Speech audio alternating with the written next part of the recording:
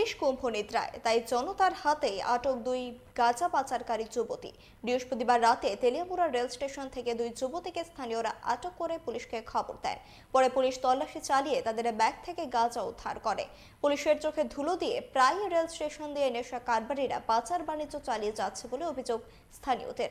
এক্ষেত্রে রেল পুলিশের ভূমিকায় তারা প্রচন্ড ক্ষুব্ধ। আমাদের লোকাল এবং ক্লাব মিলে সেটা আমরা সার্চ অভিযান নামছি। আইসের আমরা পাইছি এখানে ট্রলির মধ্যে দুইটা ট্রলি আছে, ট্রলির মধ্যে যেটা গাঞ্জা আমরা পাইছি।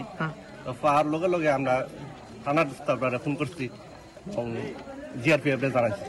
অনেক বছর ধরে এখানে যারা গাঁজা ব্যবসায়িক বা ড্রাগস ব্যবসায়িক প্রত্যেক দিন ব্যবসা করতেছে, কিন্তু অথচ তারা চোখের সামনে চলছে সবকিছু, এরপরেও তারা অ্যারেস্ট করে না। নাহলে আমরা পাবলিক ধরতে পারে, তারা নিজের চোখের সামনে ধরতে পারে না, এটা তো কোনো মতে আমরা মানতে পারি না।